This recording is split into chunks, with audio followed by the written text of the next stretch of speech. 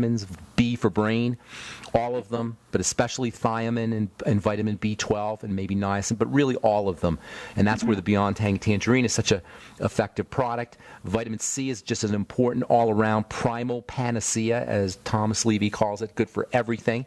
And then there's some minerals that might be helpful. Zinc is a very important brain mineral. So is iodine, and so is magnesium, which has some anti-seizure properties on its own.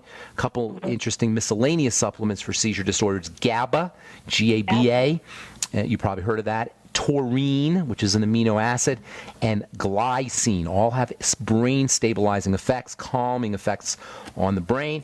And then do all this with your doctor. If he's prescribed your anti-epileptic meds, you got to work with him. It's not fair to do this without his participation, or at least, and don't take no for an answer. You don't have to listen to his advice, but you do have to keep him in the loop. You know, you're entitled to do what you think is important to do for your body. It's your body, not his, but you do want to keep him in the loop if you're working with him. Okay? That's tons of information, Nicole. Good luck with everything. God bless you. I hope everything works out. Thank you. Okay. Take care. Bye-bye. Okay, let's go to Reed in Colorado. What's up, Reed? Welcome to the bright side, man. Can you hear me? I hear you. What's going on? I was just wondering if the hydrogen peroxide, or the food-grade hydrogen peroxide, would that help with oxygenation, whether you're like ingesting it or kind of spraying it in your mouth? Not necessarily. IV might. Hydrogen peroxide's got some really interesting properties, though. Food-grade hydrogen peroxide. I brush my teeth with it. I make a food-grade hydrogen. I make a 10% solution of hydrogen peroxide from 33%, and it's a nice little tooth whitener. And it does have some really cool antiseptic properties. I don't think you're going to get oxygen through the bloodstream or through the digestive tract into the blood that way, though. That doesn't pass the biochemical smell test to me. Somebody could tell me how that would happen. Now, IV's a little different, and I'm pretty sure they do use hydrogen peroxide IV. But in terms of oral hydrogen peroxide, I don't think oxygen is going to get into the blood through the digestive tract. You can't eat oxygen, is what I'm saying. Yeah, you'd probably have to go like hyperbaric. Yeah, hyperbaric. Now that's different. Hospitals have hyperbaric oxygen for compromised patients, and that's one of those things that we would all benefit from. Hyperbaric oxygen. Athletes, football players will be on the oxygen, after they return a punt 100 yards or 90 yards or whatever. But we would all benefit that way. So hyperbaric oxygen, deep breathing, all of that. But getting it through the blood, I don't think that's going to happen. Getting it through the digestive tract, I don't think that's going to happen. Go ahead. I'm sorry. One more thing is the microwave. If using that, is that going to like denature like any type of food? There's weird things about microwave. You're shooting radiation at this thing, microwave radiation at foods, and I've never seen any studies that show. I think there are a few, but it's not like it's definitive. You're going to have to.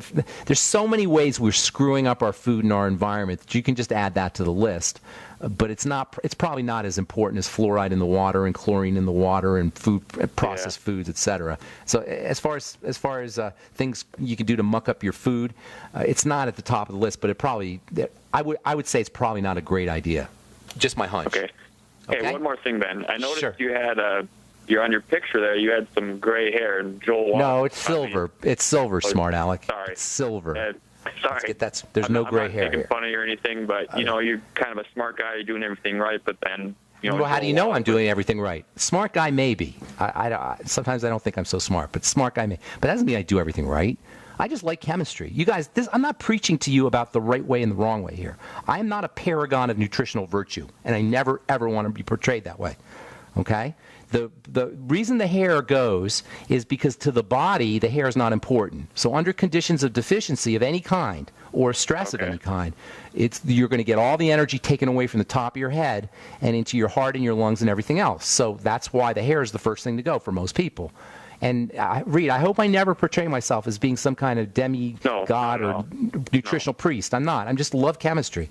And I know that if we're sick, that there's an answer. That's really what this is about. If we're sick, there is an answer. If we want to maximize our anti-aging, likewise, there's a way to handle that. And it involves biochemistry. In addition to spirituality and mental and emotional stuff, it involves biochemistry. And I just find that incredibly fascinating. and also very helpful for people who are sick. Yeah, because Joel Wallach said that's like a copper deficiency or whatever, and I just wanted to see what your It's take not on it. quite as simple.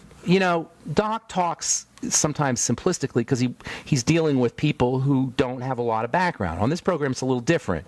If you're listening to this program, you're already qualified, pre-selected to be a little bit sharper than the average person out there, at least in terms of chemistry. At least in terms of chemistry. So I'm giving you more detail. Doc is talking to everybody. Copper deficiency is involved in the sense that copper is important for the production of pigment, and copper deficiency is not uncommon. All nutritional deficiencies are not uncommon. So if you happen to be deficient in copper, you probably want to replace the copper, and your graying hair may be a sign of that. But it's more of a sign of bodily distress on a lot of fronts. Nutritional deficiencies, increase in cortisol, insulin resistance, all the things we talk about here on this program. And by the way, my hair is silver, Reed. Let's get that straight. Okay, yeah. I don't mean to offend you or anything. Okay, I'm pulling your leg. I'm getting teasing your take, you. All right, buddy. All right. Take care, man. Thanks a lot, man. Have a great day. All right, Glenn in Philadelphia. What's going on? Hello, good morning, pharmacist. Good morning. Good morning to you. How you doing? Almost out of time here, yeah. Yeah, you I are. was wondering if I was going to make it because these people are going on with 3 and 4 questions. I'm trying to... I know. I wish I had more time. I wish I had more time to talk. But cut them off. Make them... Okay, all right. Anyway, I'll do that next time. Okay, just about a chronic inflammatory process, which is ubiquitous, and we see this now. My question is, it seems to me that the things in nutrient supplements and homeopathics that have to do with anti-inflammatory effect and even some degree of analgesia are relatively oriented more towards prevention or long-term things like EFA from fish oil or... Cut to the chase. I'm not sure I'm understanding. Are you asking for the distinction? If you're having...